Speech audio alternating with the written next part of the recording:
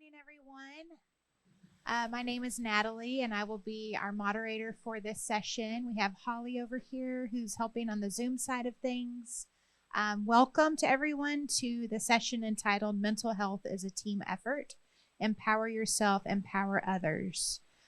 Just a quick reminder about the sign-in sheets at the end of your table. The white sign-in sheet. Yes, ma'am?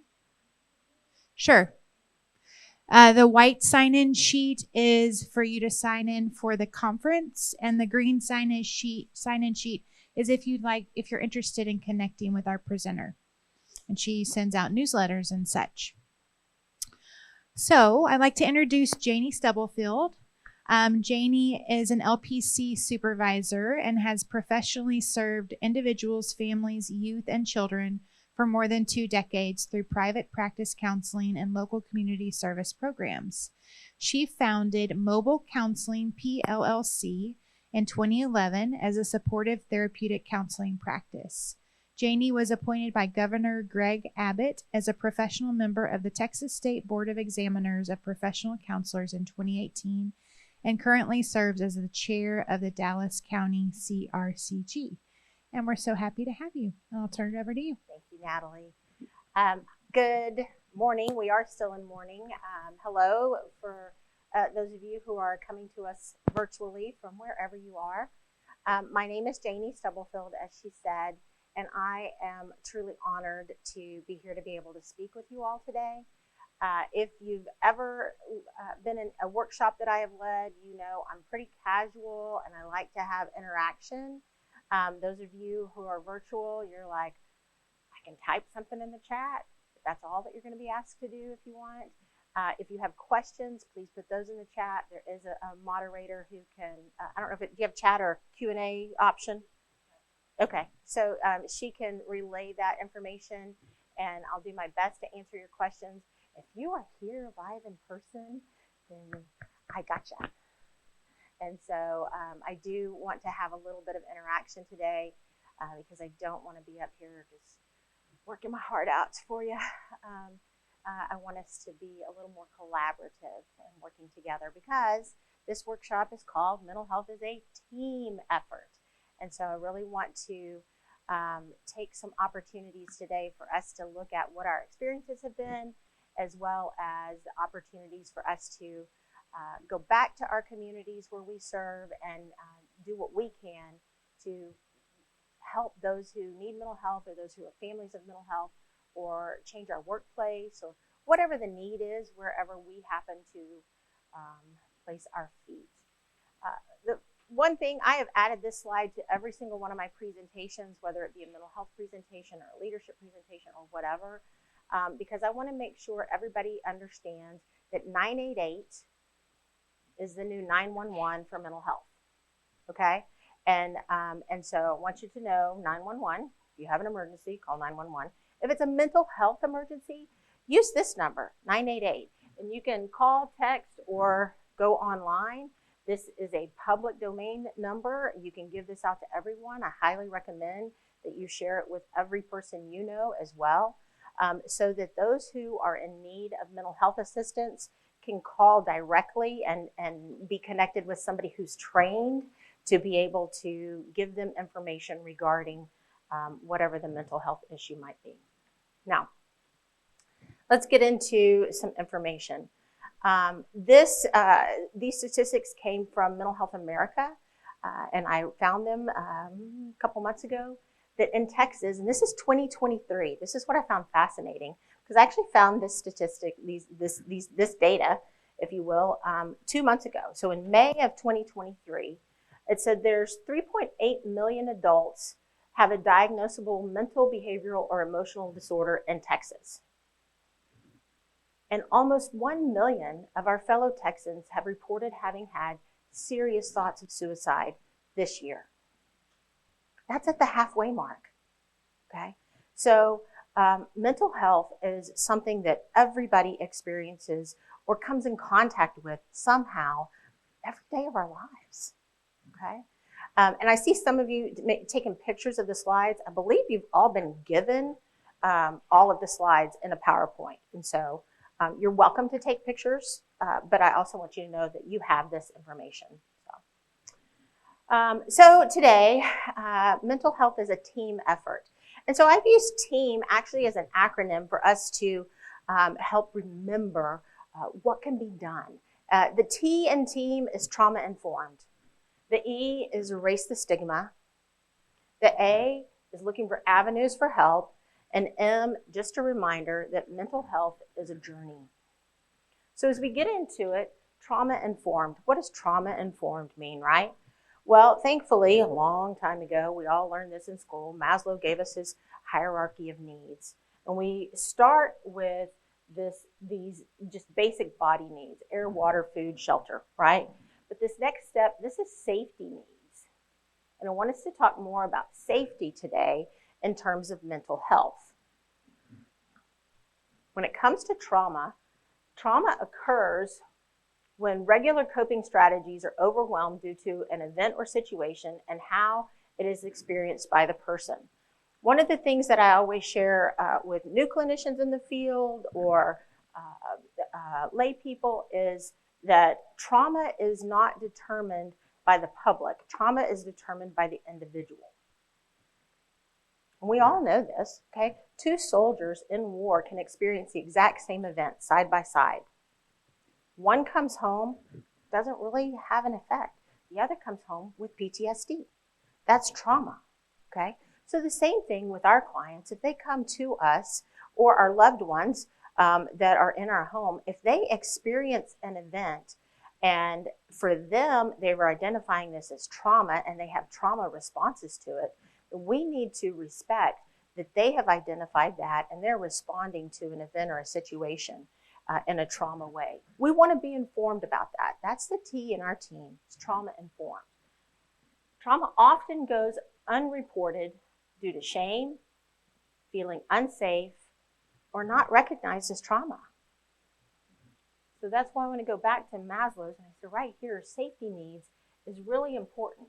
And so if somebody feels unsafe to share their experience, then they may not be getting the treatment that they need for the trauma they experienced. So making sure that we are trauma informed and those that we live on planet Earth with are trauma informed is the T of teamwork. Most of you are probably familiar with the ACEs study. Kaiser Permanente did this ACEs, this Adverse Childhood Experiences study in 1995 to 1997. And they surveyed like 17,000 people. This is highly regarded as a very well-founded study, okay? If you are a mental health clinician, you should have data on this. If you are kind of new to this information, please do just a search on ACEs and make sure you inform yourself. And FYI, on the PowerPoint, there are a couple of slides out of order, and here's one of them. So please understand your speaker today is a human being. So I'm going to forward a few slides, and we'll go back. Okay. And this is the ACEs pyramid. So why is that ACEs study important? The data that they found and that they continue to study showed that for individuals who had 3 or more ACEs, adverse childhood experiences, then they had these different needs. They were more likely to have substance abuse. They were more likely to be in a domestic violence relationship and even to experience early death, okay? And this is the data that came out of the ACEs study, and again, information that they continue to share with us today. So let me go back and say, okay, trauma. We talked about trauma is an event or a situation that an individual experiences. But what does it look like? So I want you to think about as you're walking through your daily life, do you ever experience and or see anybody who experiences a startled response, panic attacks, emotional overwhelm, substance abuse, self-destructive behaviors, hypervigilance, irritability, numbing? Yeah. I mean, at some point in time, we all have some of this, right? And these can be trauma responses that individuals that are showing up in individuals who've had an event or a situation occur. So possible trauma reactions are going to be intense, ongoing emotional upset, maybe depressive symptoms, anxiety, behavior changes. If you are working with youth especially, this is one of the questions that I always ask families is, has this been a lifetime behavior or is this a new behavior? And if they have a 15-year-old and for 14 years of their life, they acted one way, but in the last year, their grades have dropped, and then all of these other things. They're really moody, they're isolating, they're shut out, they don't talk to their friends anymore, all those types of things. Then I have to say, what happened a year ago? And a lot of times people are like, nothing. But then I have to ask the person, what did you experience about a year ago? Because it might not be recognizable to the people around them in terms of the event or the situation, but for the individual, the event or the situation marked a trauma in their life. And the people around them are simply witnessing behaviors that are different. Okay. People who have experienced trauma, these statistics to me are things that I want to make sure that we kind of refresh ourselves on all the time because, again, lots of people are walking around with trauma. And the statistics, 3 times more likely to experience depression. This is than the average population, okay? 3 times more likely to be absent from work. 4 times more likely to have drug experience, injectable drugs. 4 times more likely to become an alcoholic. But this one's the one that just staggers me. It's 15 times more likely to commit suicide. I know, I see some of your faces. We're like, okay. And this is why I'm here today to say mental health is a teamwork. And the T in teamwork is be trauma informed. Let's educate ourselves. Let's begin to educate those who are around us and we have some kind of a sphere of influence. Oh, this is where things are out of order. Again, my apologies. Understand I'm a human being. What does trauma-informed care mean? Okay, and we're going to talk about trauma-informed care in the clinic as a clinical experience, and in a moment we'll talk about trauma-informed workplace. Because for some of you in the audience, you do work directly in a clinical setting. And for others, I know that you are a family member or you are in the community supporting the mental health agencies. And so we want to make sure that where you are, you can have conversations about being in a trauma-informed workplace. And you might be able to share that with some of the leaders in your organizations. So we continue to have that ripple effect of information. So trauma-informed care emphasizes physical, psychological, and emotional safety for both the caregiver and the client. Caregiver and the client, right? And so what I want you to be thinking about, especially if you are in that clinical role, is you are the person who gets to establish that environment that is safe for you and the client. And understanding both of those needs are important. It helps survivors rebuild a sense of control and empowerment. Because so much of the time when they've had a trauma experience, they feel like they've lost control. Completely. Somebody did something to me or something happened to me that wasn't good. And now I don't feel like I'm in control of much. And so in that clinical role, we want to do what we can to begin to empower them and give them back some control. And it starts by how we set up that environment, making sure it's safe for ourselves and them. So 6 key principles of a trauma-informed approach. And one of the key ones is safety. That's what we just talked about. Safety for us, safety for them. Developing trustworthiness, transparency, peer support, collaboration, empowerment, and then this cultural, historical, and gender issues. There are many trainings. If you are licensed in the state of Texas, Texas now requires that you do a cultural awareness workshop because I think it's very important that we all remember ongoingly, just like trauma is an individual's experience. These type things often are that individual's experience also, and we need to make sure that we're doing our best to serve them as they come to us, and bridging that gap as best we can. Now, in the workplace, what does a trauma-informed workplace look like? Well, this is an organization that operates with an understanding of what trauma is and its negative effects on employees, clients, and the community where they are. And they do what they can to mitigate those effects. All of us work. We're not in that small population of people that never have to work. We all work.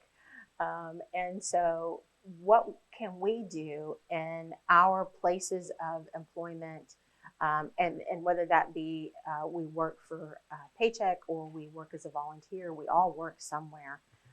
And so what can we do to influence whatever that workspace is? How does mental health impact work? Absenteeism, I'm going to give some statistics in a few moments. Productivity, okay? Accidents and errors, and then I can't say this word. Can anybody say it for me? A little loud. Presenteeism. Basically, you're there, your body's there, but you're not there. Have we all kind of seen this sometimes? Even if we're a consumer and we're at some age, we've gone somewhere and we need some help and somebody's there, but they're not there, okay? So we have to wonder, okay, is there a trauma involved? And are their needs not being met? 1 in 6 people experience mental health problems in the workplace.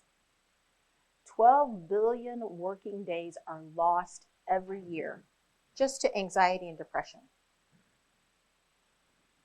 I happen to have had the news on this morning. They came out with the jobs report and the new financial data for us that impacts every single one of us, okay, in terms of what's happening with the interest rates and what we're now having to pay and all that kind of stuff. And I want you to understand that mental health is impacting those numbers.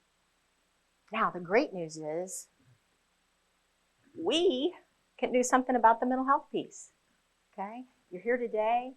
You're learning what you can, and when you go back to your place of employment where you serve your community, then you can impact those numbers directly. This is happy employees. I so struggle with this word happy, so can we take a minute? What can we do to replace happy, thinking more about healthy, especially mental health wise? What would be a better descriptor here than happy? Content, productive, calm, fulfilled. Who said that? I like fulfilled, I like calm, I like productive. What else? Satisfied. Nice. Anything coming on our valued? Nice. Nice. So productive, satisfied, valued employees are 13% more productive. I would say it's probably going to be higher than that if we have those feelings of being valued and cared for and calm.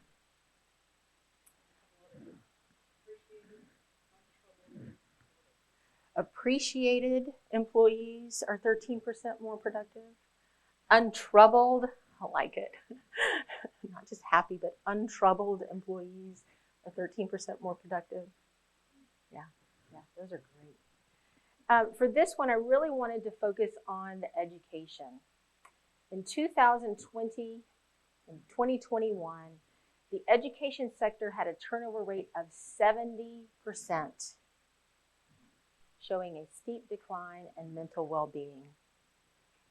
As we're getting ready for back to school, whether it is we are going to be standing at the front of the classroom in those schools, or we have children that we're sending to sit in the seats of those schools, you need to understand that our teachers have expressed through statistical data that there's a problem, and that there's a problem with their mental health, with their mental well-being. They're probably not feeling satisfied valued, calm, productive.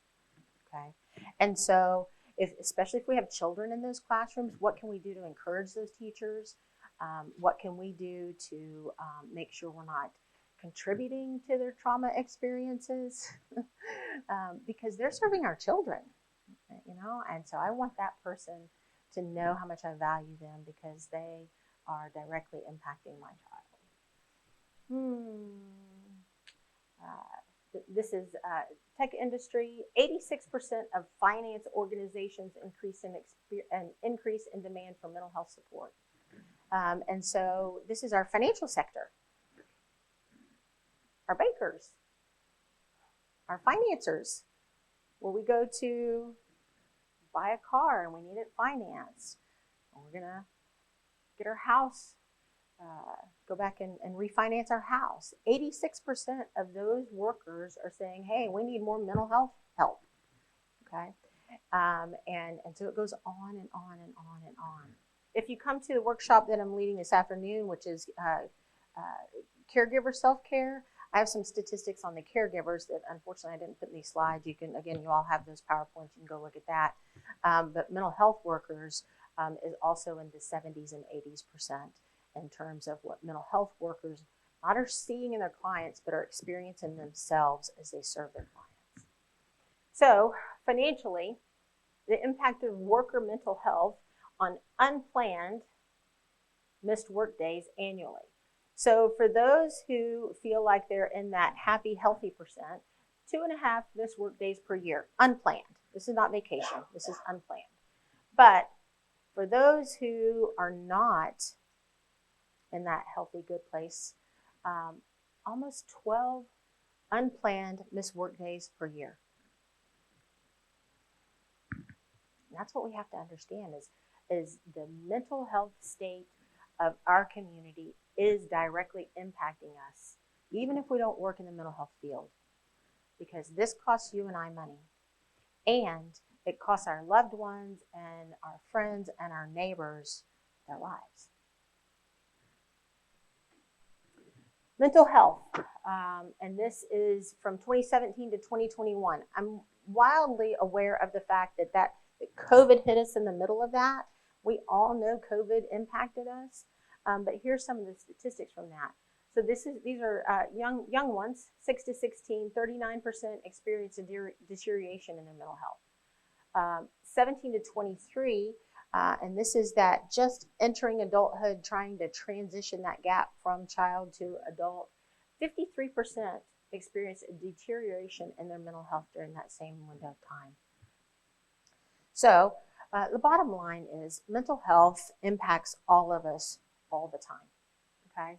But the T in mental health as a teamwork is be trauma informed. Do everything you can. Read the articles, do research, grab a self-help book if it's of interest to you.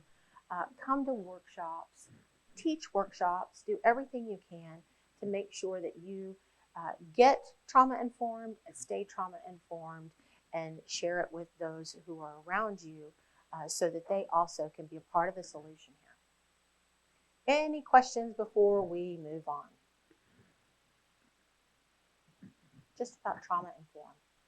Any information I share with you that was new or any information that maybe wasn't new, but you're like, oh, thank you for reminding me. I told you, you guys got to work too. Yes, sir.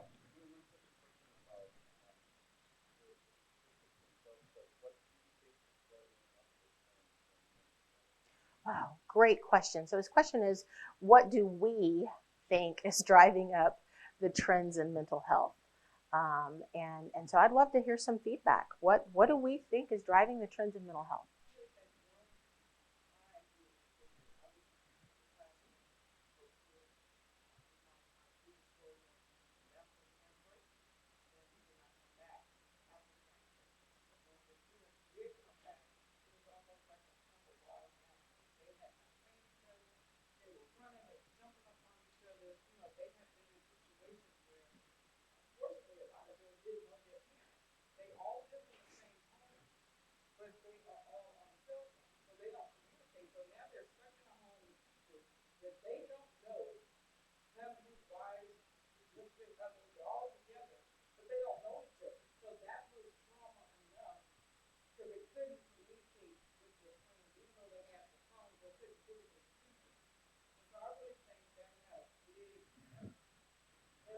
Do you need this?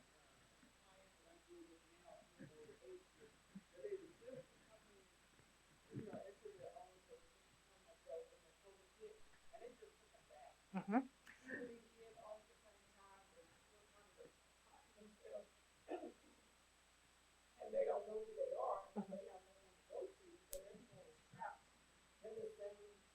Mm-hmm.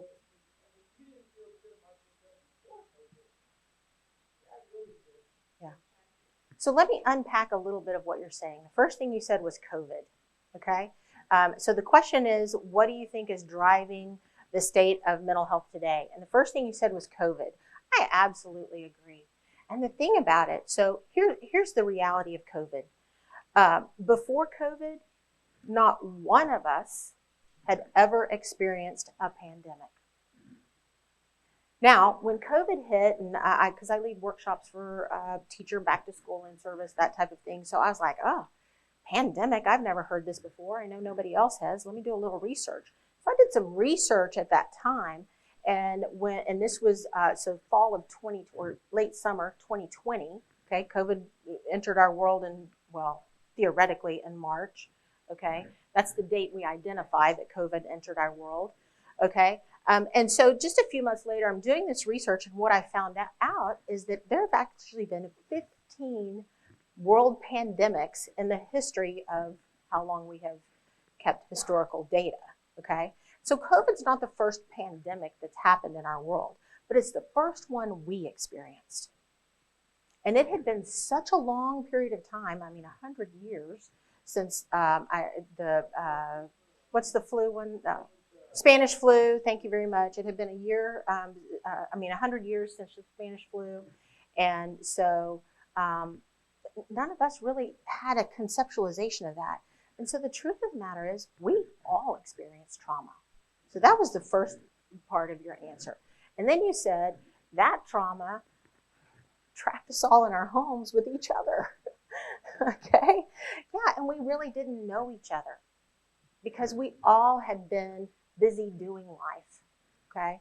And so that is one of the things that then we had to re-experience our family in the midst of this pandemic, not knowing answers to anything.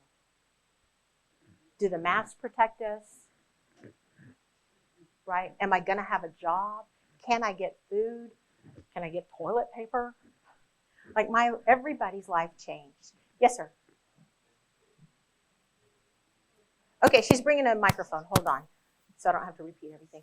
But just continue to unpack your answer. Yeah, COVID, and then our experiences after COVID with our family. What do you think? Passing of legislation that has impacted my community, the gay community, that's traumatizing.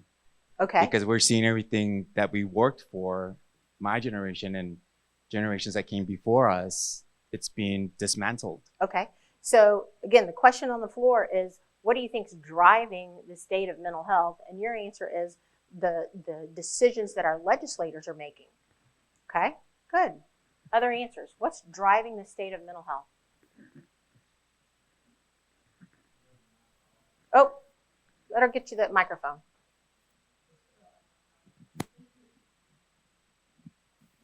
Drugs and alcohol, I said. Okay, so you feel like drugs and alcohol are driving some of the mental health conditions? I would agree with you. I see lots of bobbing heads in the room. Okay. Again, I am not an expert in this field, but I sat in a seat much like you guys in a workshop a couple of months ago, and the speaker was talking about marijuana, and he really unpacked the fact that marijuana of the 60s and 70s was, and does somebody really know the statistics? Because I'm going off the top of my head and may get it wrong. But marijuana of the 60s and 70s was like, I don't know, 3 to 5% THC, something like that. And some of the things that are accessible today, up to and including the edibles, are like 60 to 80%. I mean, like astounding. And so say it again. because it's synthetic. Okay, so and so the drugs and alcohol that individuals are ingesting are just different. And then I saw a report recently on I don't know that it's new, it was new to me, the trank and what it's doing to people. Oh my goodness, it is devastating people's lives. And then, of course, the fentanyl crisis.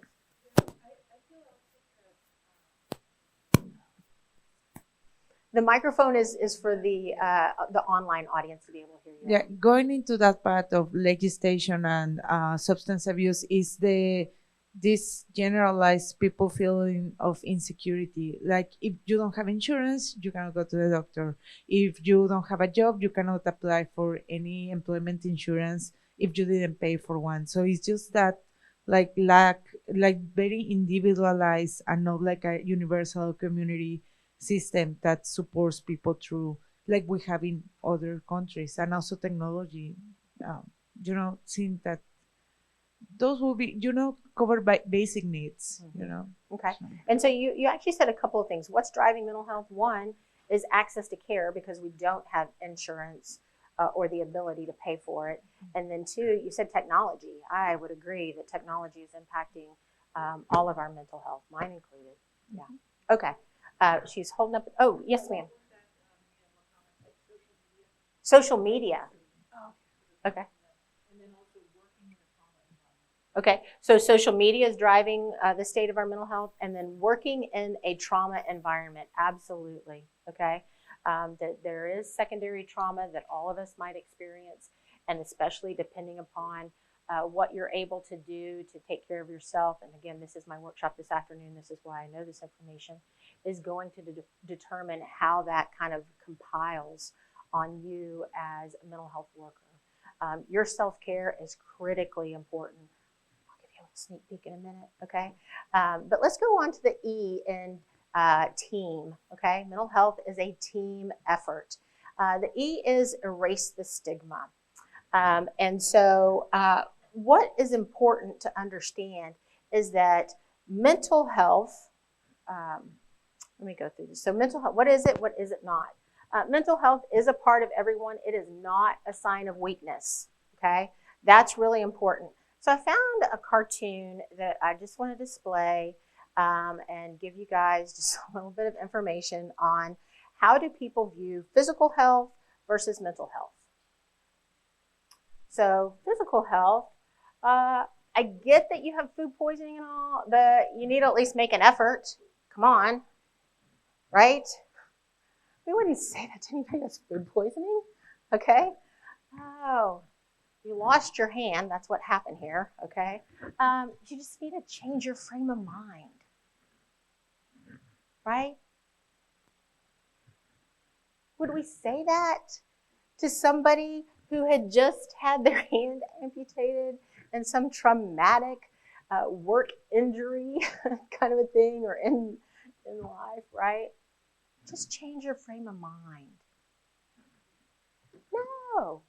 No, okay? But when it comes to stigma, we have to understand that that's something that people experience every day. So someone said, when I hurt my back, I got a get well card. We miss you. Take as long as you need. Go to rehab, right? Yeah, okay? Or you get back to work, can I carry that for you? Let me get the door, okay? But when I had depression,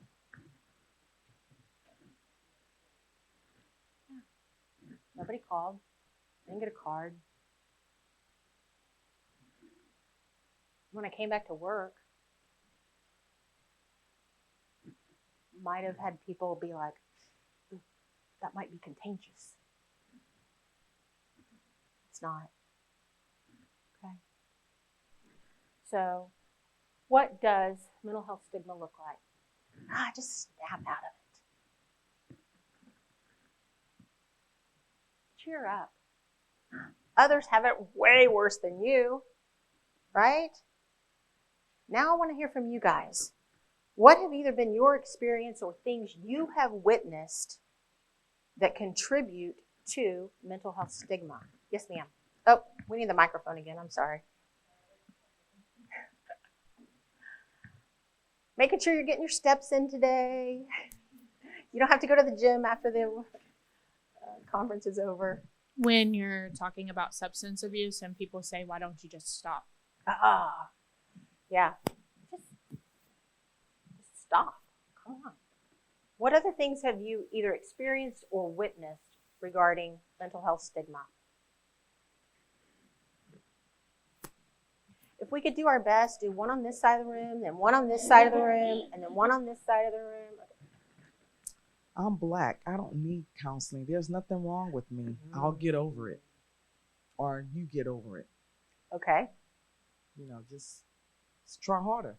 Just try harder. Okay.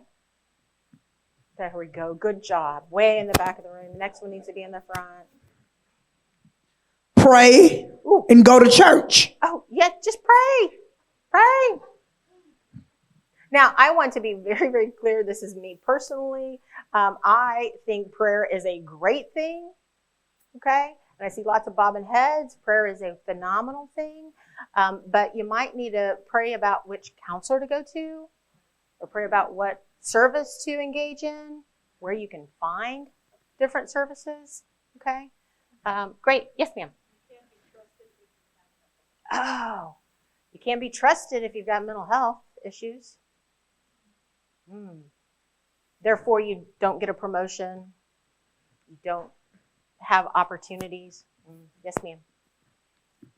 I work with teenagers, and I hear parents say all the time that you're just wanting attention. You just want attention, you drama queen. Yeah. Yeah, you're being dramatic. Yeah. What else?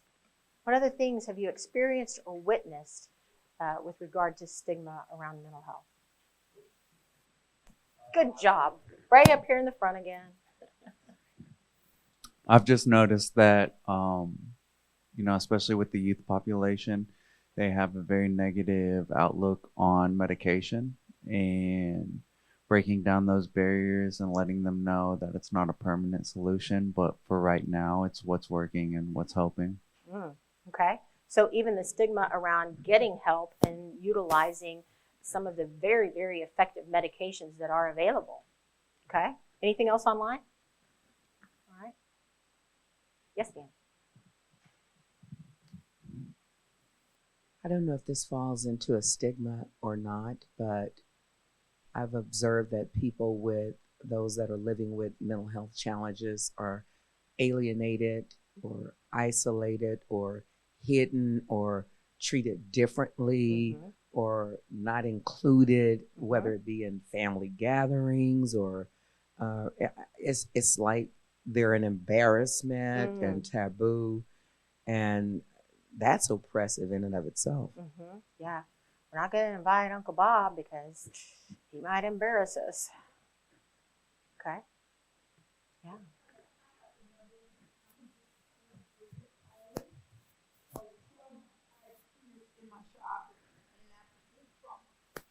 Childhood. And so when I begin to act out on my behavior due to during my time wasn't recognized as trauma.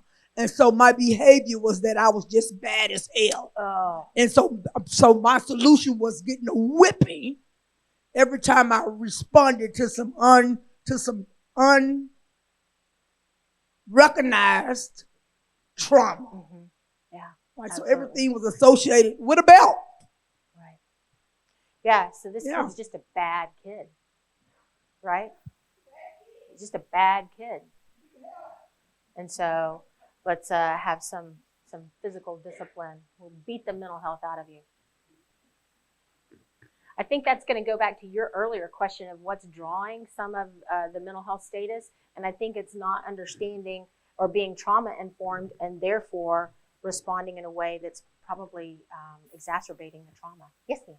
Parents saying to children, what's so bad about your life?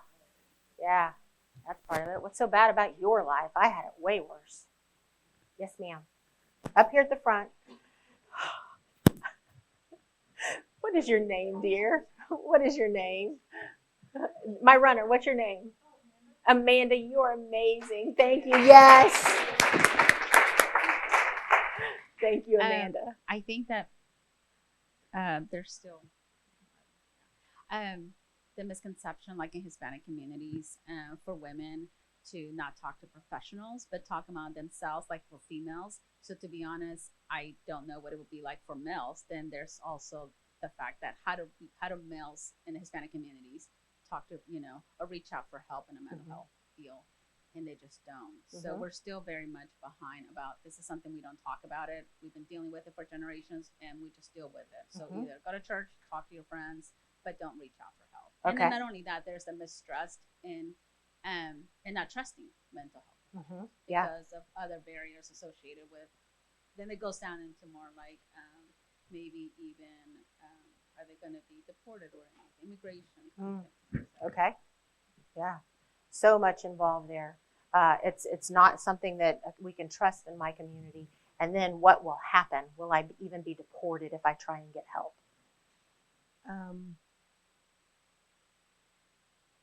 Are behaviors of certain females when it's a mental health situation still blamed on their menstruation cycle? Or do they still talk about the PMS thing or the like you just on your period or something like that? You bet. I'm like, That's part of the stigma is, what day is it today? Got it. That's what the issue is. Couldn't possibly be that it's a trauma response. There's one in the back. You go ahead and do it while she's moving. Oh, it's all in your head. You don't really know. Come on. Get over it. It's just cultural stigma. I know in the Latin American community, it's like, oh, I know why he's crazy. Did you meet his grandfather? Ooh, that's the root. And then all of a sudden your parrot and your dog are also mentally ill. So it's just cultural stigma is a barrier for a lot of individuals within minority communities. Yeah, that family of origin. Did you ever know his grandpa? That's absolutely part of the stigma. Okay, this will be the last one. And that you're just doing this to get attention and be like your friends, you're just going along with the crowd. Yeah, that's all a part of what mental health stigma looks like today. And we've all seen it, all experienced it, obviously, by all these answers. Amanda, you get to have a break for just a minute. Please give her another round of applause. You're amazing. Now, don't go far, though. This, again, talking about erasing the stigma. And there are lots of directions that could have gone in our conversation today. But I decided to go with movies. Okay. And I found this data, and please understand, none of this is mine. Okay. People far smarter than me collected data, and I just found it. Okay. And so that's how it got to be in a part of this presentation today. But mental health conditions are rare in popular films. So these are films from 2016. It says of the almost 4,600 characters in the top 100 films in 2016, less than 2% experienced a mental health condition. However, 21% of the population was experiencing a mental health condition at the time.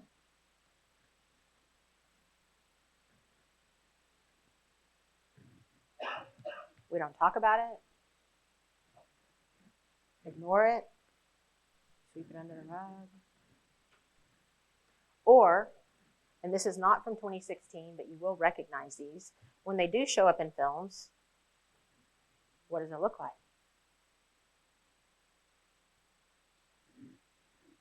One Flew Over the Cuckoo's Nest. Anybody know this one? That movie freaked me out. Okay. Really did. Just being honest.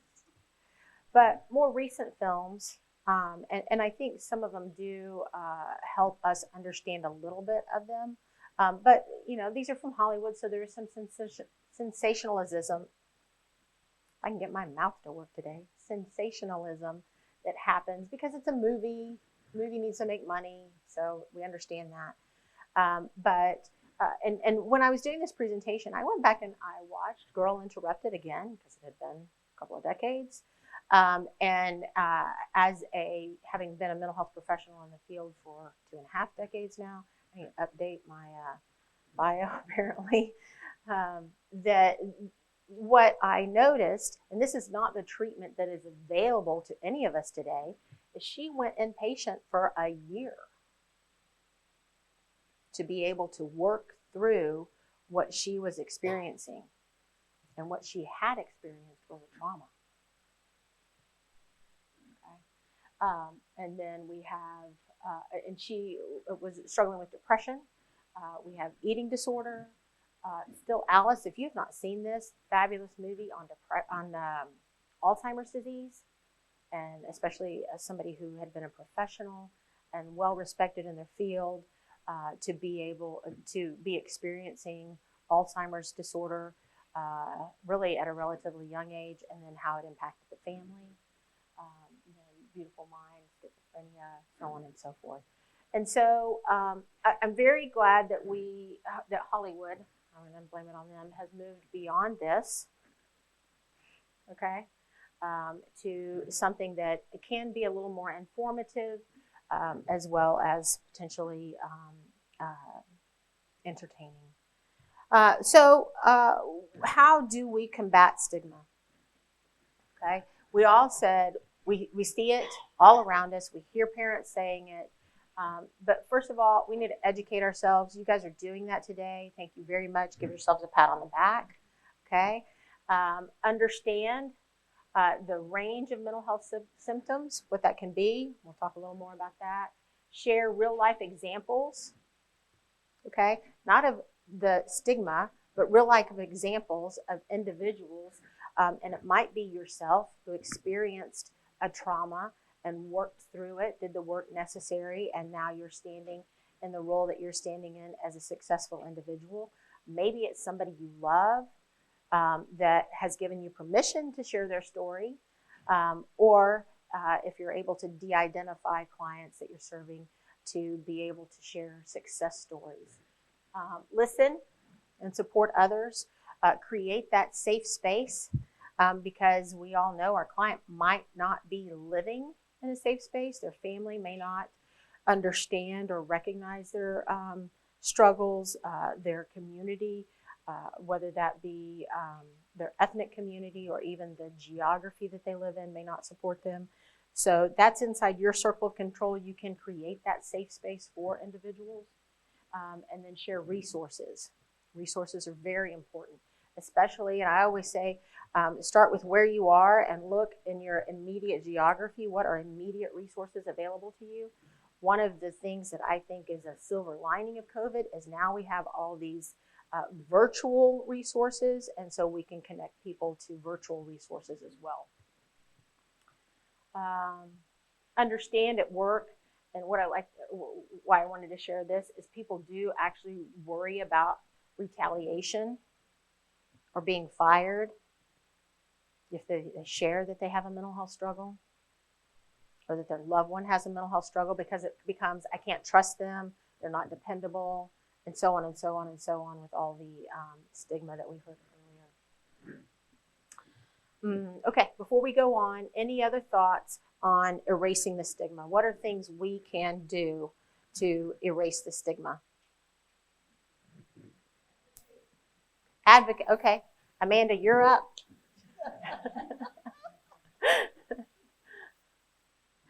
I think she is. We can advocate for change on either, in our community, in our church, on a political level, at the state level. Advocate. Yes, absolutely. We can advocate. And I'm very glad you brought in politically. The individuals that are in office are there because we as adults in this community voted and gave them that job. And so I highly encourage every one of you to figure out who your representative is and who your senator is. And you can go, there's some website, Google like who's my rep, who's my senator type of thing, and you put in like your physical address, and it'll tell you exactly who they are. And call and email and make an appointment. Show up at their office and say, I gave you this job and here's what's important to me. Okay? Don't be, don't don't get yourself arrested. Okay, do it in a professional manner, but do it. Thank you. Yes, we can advocate. What else can we do to erase stigma? Amanda's getting in the workout. We could start small and educate our community Yes. about mental health. How would you educate your community? Well, in our community, we do the mental health first aid, and we had community groups participate, police officers, juvenile operation officers do the training. Yes. So we can educate our community, have people come to our groups, all that type of thing. What else can we do to erase the stigma? Got two on here. I strongly hope that law enforcement will get trained and informed about mental health. Okay. Because I think they approach things a little bit too aggressively, and what they're interpreting as aggression and danger is oftentimes a mental health breakdown. Okay. And I don't think that they are properly trained to know when to call for mental health help, when to stand down, when to not shoot, when to not put a knee on your neck, and the whole 9 yards. So I'm real concerned about law enforcement getting trained. Thank you. And so that's one of the things, and I want to say that we can do, is we can do our part to help educate law enforcement. I just want to add one word, is you said you don't think that they are trained the way they need to, and I say yet. They're not trained yet, but we can do something about that. We can make that call and say, hey, I'm putting together this specific trauma-informed workshop to educate my local police department. Can I come talk to you guys? Or I've just done a 10-minute video. Can you share this with people? Whatever you can do to help educate, and you've identified the police in your particular community. I know some police are in the audience, and those are people who are doing what they need to do to educate themselves. And so I appreciate that and the work that you're doing. So we had one over here and then one here. And then while she's moving online. Give our testimonies and normalize the need for mental health services and the ups and downs. Oh, Talk about mental health. okay. Yeah. Normalize the need for mental health services. Talk about the ups and the downs. One thing that we can do is educate ourselves. I say we because all my teams are here, but we work with the First Episode Psychosis program. Even within our clinic, our providers and some direct care staff are afraid of the individuals that we work with. And so us educating them, because if they're coming to our clinic to get help, but the people that are there to help them are afraid of them, then what good are we going to do? So I feel like I'm always educating the people that are, here to help them, just so that we can get rid of the stigma, because they're actually not scary people. They just are portrayed to be scary people. And to go back to what she was saying, we have 2 mental health deputies that are in-house with us.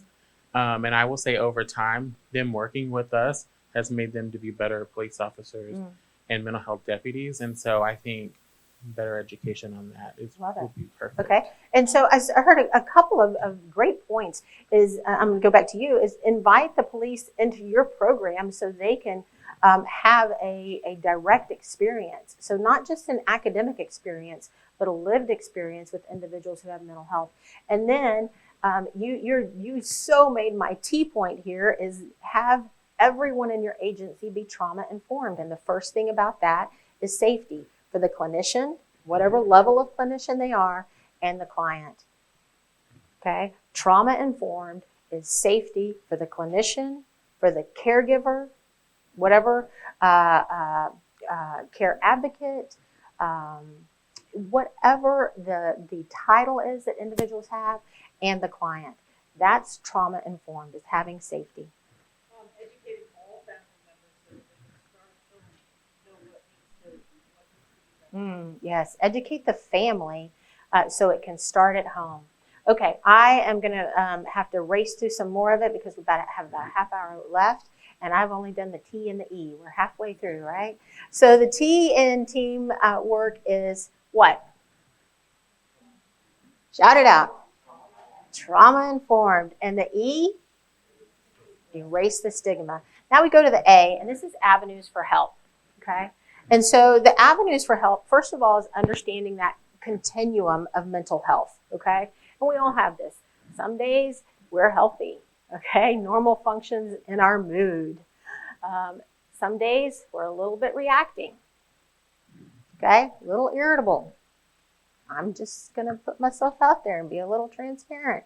I have those days. I can identify one on my calendar very recently. Sometimes we're injured, okay?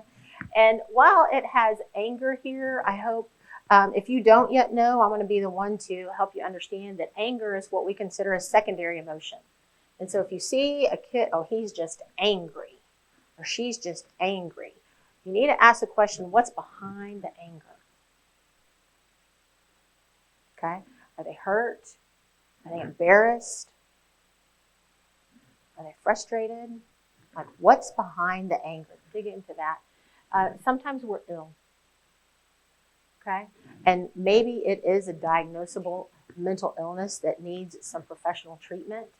And we need to recognize that that is a part of the continuum of our mental health. Levels of care, and I started from kind of least to most, is just some counseling.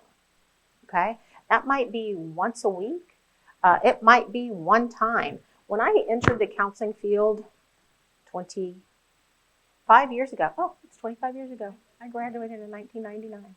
Oh, I'm only 29 myself.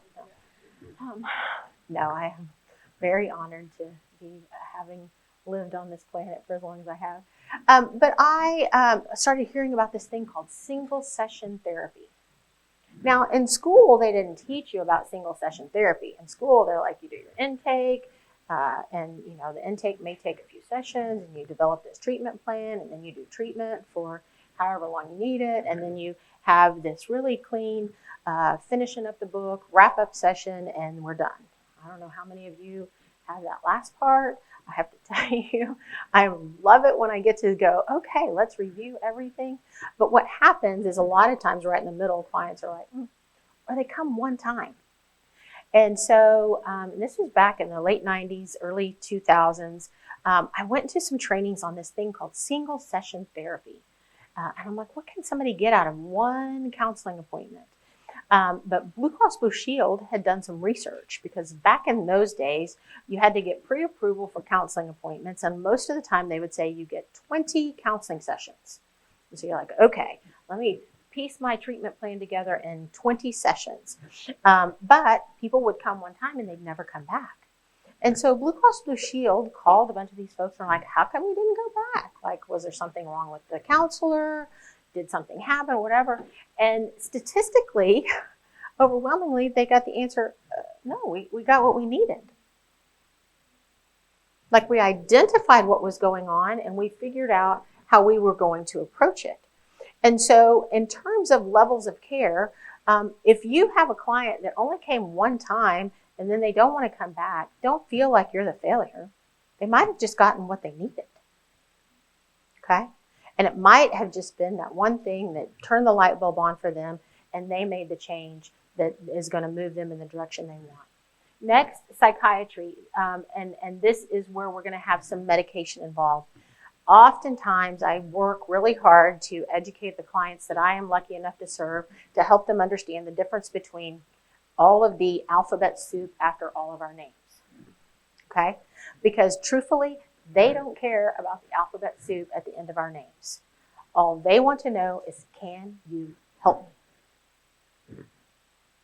And so sometimes they come in kind of frustrated and they're like, man, I went to the doctor and they're, this specialist called a psychiatrist and he was with me for like 10 minutes and then gave me a bunch of drugs. That's all they did. And I have to go, that's all they're supposed to do. That's that role. Okay? Now, if you want to talk to somebody and really kind of unpack things, that's what a counselor does. Okay? Or therapist or, whatever title that we put in there. Okay? Then we have outpatient services. So there's IOP and PHP, and some of your programs are probably in this room today. IOPs, and if I have I always give my disclaimer: in all things at all times, I reserve the right to be wrong, because this is how I understand it. This is maybe how it used to be when I was educated, and programs evolve all the time. But IOPs are intensive outpatient. They're usually 3 or 4 half days. People live at home and they come to the facility or a virtual IOP multiple days a week for a few weeks. PHP is a longer day, most of the day, for 4 to 5 days a week. Again, they live at home. And then inpatient is when they go into the hospital from 1 to 30 days. And here is the big thing that I really educate, especially families on, is they're like, my loved one went to the hospital and they were there for 1 day and they didn't fix them. How do y'all feel about that word, fix? And I have to work with the families because they're frustrated. They want some help for their loved one too. I want them to be fixed. And I always have to go, let me not get triggered by them just saying, fix my kid. Okay? Because your kid's not broken. Your kid's having a trauma response. And help them understand. And I love, especially for parents and especially young mothers, I say, hey, when you delivered your child, okay, you were in the hospital for how long? Yeah, 1 day. Okay. Were you healed when you were discharged? No. Okay. You still had quite a bit of recovery that you had to go through for your body to feel like it needed to feel again. Okay. And to help them understand that the hospital is about stabilization and the treatment happens after discharge.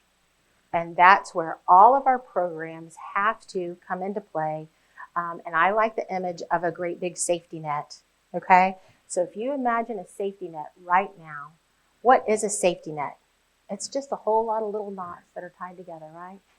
So each of us is just a knot in the net. But you need to know his program. He needs to know yours. And you need to know the one behind you and the one across the room. And we all need to make sure that we stay tied together. And all the ones online that are virtual. So please go to the networking activities. Those who have made the effort to set up exhibit booths, go get their information, learn about their program, share your program, and have some cross-pollination there among our programs. Okay. This is the financial data. I'm going to skip some of this. I think right here, I love this one. Again, a couple of things are out of order. Please forgive your presenter, give her a little bit of grace. But for every $1 invested in prevention can yield $2 to $4 saved in costs. And I saw a statistic a while back, and this is with early intervention, especially with young mothers. It said in those programs, for every $1 invested, you saved $7 in costs. And this is cost to your community. And I want all of us to remember that is dollars in our pockets. Okay?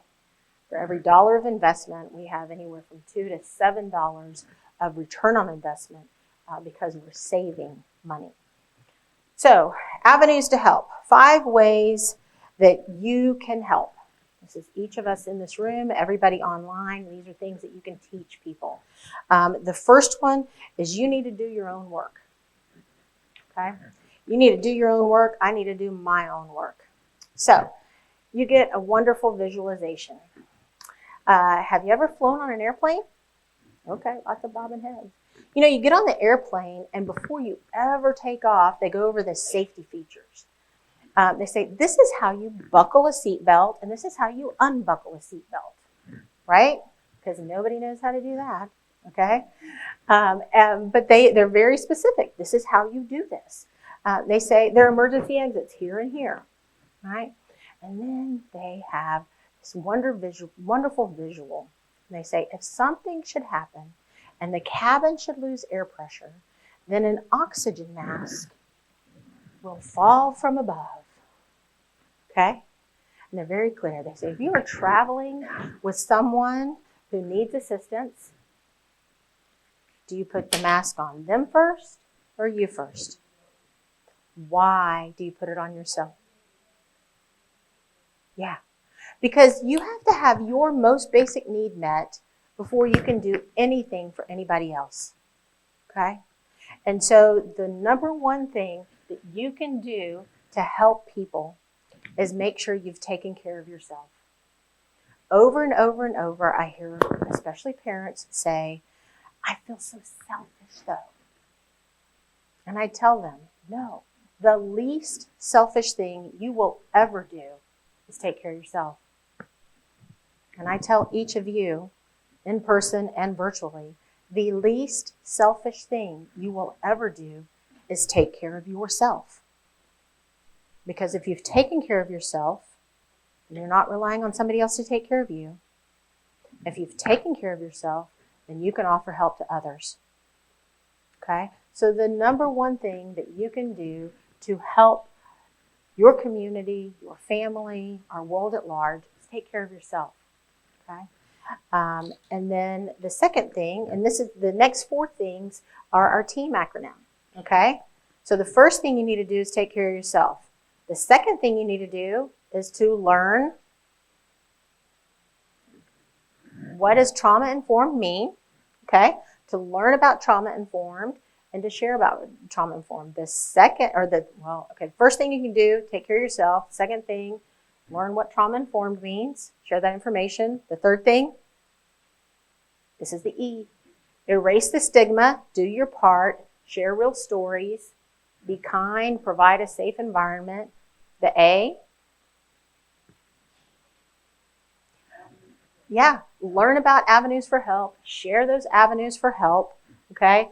And make sure that individuals can easily be connected. Make sure the knots of the net are connected with each other.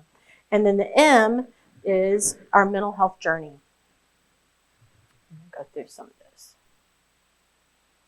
So, 3 steps to better mental health. This is you. This is you putting on your oxygen mask, taking care of yourself. And then these are things that you can teach everybody on the planet. Okay? 1, breathing. How come breathing is so important to mental health? Little feedback, shout it out. Why is breathing important?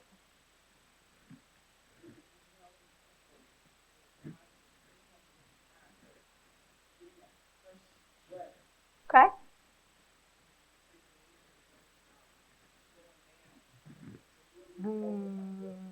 Okay. You're going to make my point right there. Fantastic. Breathing is one of the foundational things to all parts of our life, including our mental health. Okay. So now we all get to do a little bit of hands-on activity. Everybody raise your hands. Fold your thumbs in. Fold your fingers over your thumbs. You got to have both hands for this. I'm sorry, those of you trying to take notes. Okay, you'll get it. Put your hands together. All right. So this is a model of the brain. Okay. This is what your brain is inside. Okay. This part here, this is your brain stem. The brain stem goes back down your spine.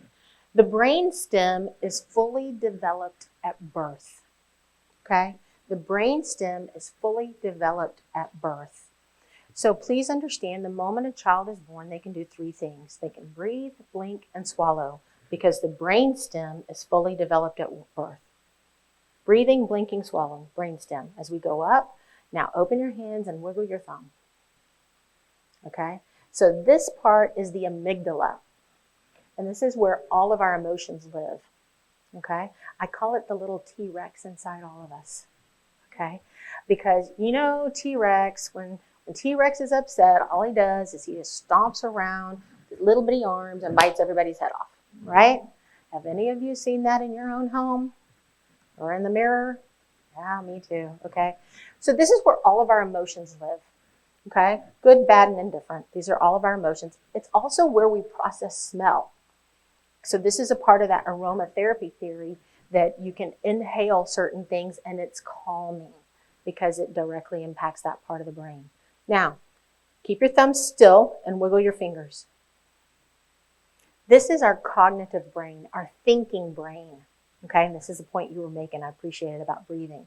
So this is everything we've ever learned in our lives.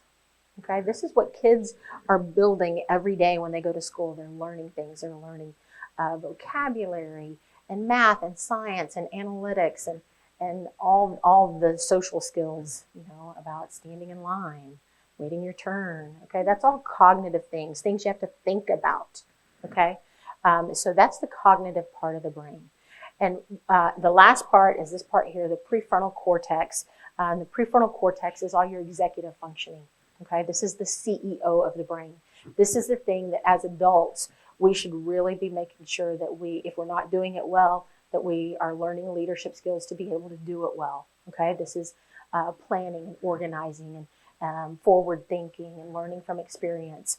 And oftentimes we expect it of children and adolescents, and their brain's just not there yet because they're still working on this part of the brain. Okay, and what we've learned in the last couple of decades is the prefrontal cortex doesn't actually fully develop until the mid to late 20s. Okay, and so if your adolescent has ever done anything, you're like, why did you do that? And the response is, oh. Do you know what? They're telling you the truth. Yeah, they don't know why they did it. Okay, they're just like, oh. But back to, why is breathing important? So there's actually two kinds of breathing. There's this bottom-up breathing. This is the brainstem, fully developed at birth, breathing, blinking, swallowing. So from birth, you have the ability to breathe. But whenever T-Rex gets loose, T-Rex is driving the bus, okay? And a lot of times our breathing is just the inhale. And when people have anxiety, they say, I can't breathe, because that's what it feels like, because it's just the inhale, inhale, inhale, and they're trying desperately to get air in. But if we can engage the thinking brain and we can think about our breathing, whether that be, okay, let's count. Let's count to 5. Okay, exhale. Now let's inhale again. And let's count and exhale. Okay, then we're engaging our thinking brain, and it slows our breathing, and it helps us get back to the place where T-Rex has been settled down. T-Rex is calm now, and we've engaged our thinking brain. Now, here is a little bit of what I call the secret about T-Rex. Is one of the ways to get T-Rex to calm down is ask any question, any thinking question, but why.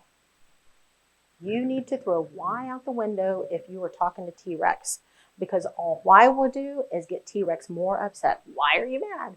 I'm just mad because I'm T-Rex. Okay, so don't ask why. Ask any question. How did you get to today? What are you doing after this? Can I get you a drink of water? It's okay to ask yes, no questions, but no why questions, okay? That's for T-Rex.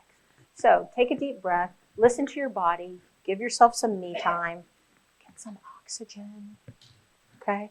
Those are all very important. I'm going to start to wrap up. I'm going to tell you the story of Kyle. If you've never heard the story of Kyle, Google it and you can find it. I have it printed out here. It's a little bit of a long story. I'm not going to read the whole thing to you, but I'm going to read some parts of it, okay? One day, when I was a freshman in high school, I saw a kid from my class walking home from school. His name was Kyle. It looked like he was carrying all of his books, and I thought to myself, why would anyone bring home all of his books on a Friday? He must really be a nerd. I had quite a weekend planned, parties, a football game. So I shrugged my shoulders and I just went on. As I was walking, I saw a bunch of kids running towards Kyle. They ran at him and knocked all of his books out of his arm and tripped him so that he landed in the dirt. My heart went out to him. So I jogged over, and as he crawled around looking for his glasses, I saw a tear in his eye. And as I handed him his glasses, I said, those guys are jerks. They really should go get a life. And he looked at me and he said, well, thanks. And there was a smile on his face, and it's one of those smiles that showed real gratitude, that somebody had stopped and noticed him. I helped him pick up his book and asked him where he lived. And as it turned out, he actually lived very near me. And so, although I'd never seen him before, I said, hey, can I help you carry your books? So I helped him carry his books home that day. It turns out he was a pretty cool kid. And I asked him if he wanted to play football on Saturday with me and some of my friends, and he said yes. We hung out all weekend. I got to know Kyle, and we became friends. Over the next 4 years, Kyle and I actually became best friends. When we were seniors, we began to think about college. Kyle was the valedictorian of our class, and I teased him all the time about being a nerd. That he had prepared his speech for graduation. So I was glad it wasn't me that had to give it. But on graduation day, I saw Kyle. He looked great. He was one of those guys that really found himself during high school. He filled out, actually looked good in glasses. He had more dates than me, and all the girls loved him. And as he started his speech, he cleared his throat and he began, "Graduation is a time to thank those who helped you make it through those tough years. Your parents, your teachers, maybe a coach, but mostly your friends. And I'm here to tell you all about being a friend and how that can be the best gift that you can give someone. I'm going to tell you this story." I looked at my friend in disbelief as he told the story of the first day that we met. He had planned to actually go home and kill himself that day. He cleaned out his locker so his mom wouldn't have to do it. He was carrying all of his stuff home. And he looked hard at me and he gave a smile. He said, "Thankfully, I was saved. A friend saved me from doing the unspeakable." I heard the gasps go through the crowd as this handsome, popular boy told us about his weakest moment. For each of you, I want you to remember the story of Kyle and to remember you should never underestimate the power of your actions. Even a small action to you might be a huge action in somebody else's life. For each of us, we have the opportunity to be what the Kyles in our life need us to be. They need us to be trauma-informed. They need us to help erase the stigma. They need us to know avenues for getting help. They need us to understand that mental health is a journey. Thank you all.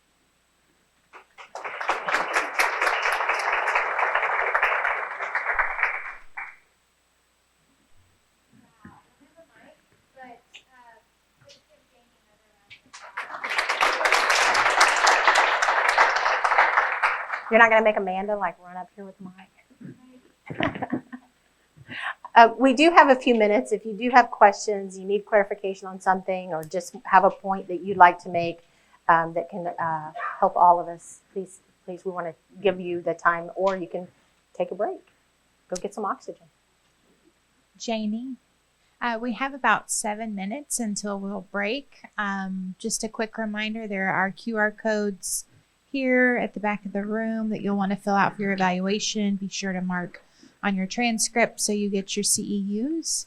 But we'll just open it up if anyone has any questions.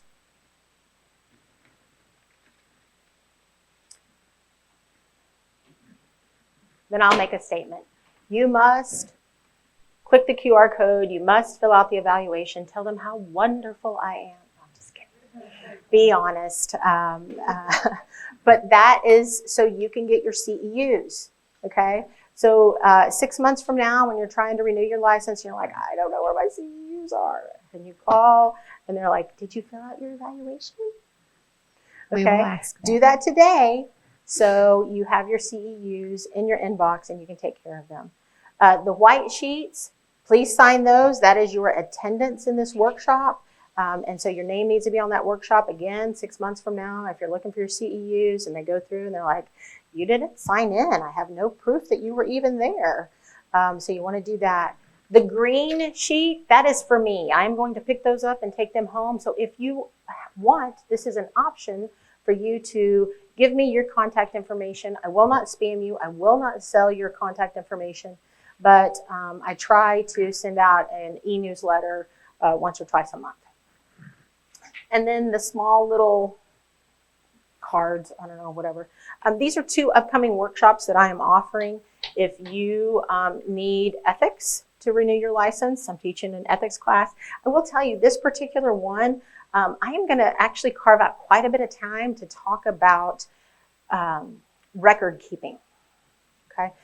In my bio, Natalie shared that I do serve as a professional member of the Texas State Board of Examiners of Professional Counselors. If you're an LPC, I'm on your LPC board. This is okay if you're an MFT, a social worker, a psychologist, whatever. We're going to talk about what are the ethical requirements for record keeping a lot in this one. I'm going to do kind of an overview of some ethics stuff, but spend a lot of time there. And on the back side of that is the cultural awareness that everyone that has a license in Texas is now required to have 3 hours of cultural awareness. And it will be very, very interactive in terms of all of our experiences with that. Yes, ma'am. What's the name of the exam? NBCC? Yes. So I do not have the NBCC accreditation. Oh. And so you'll have to ask them if they would be willing to take it. They may. Okay. Yeah. Okay. Thank you. So that's a great question. Any other questions? Well, thank you for being here. Go enjoy your lunch. We have about an hour and a half for you to enjoy lunch out in the atrium, and we'll see you this afternoon.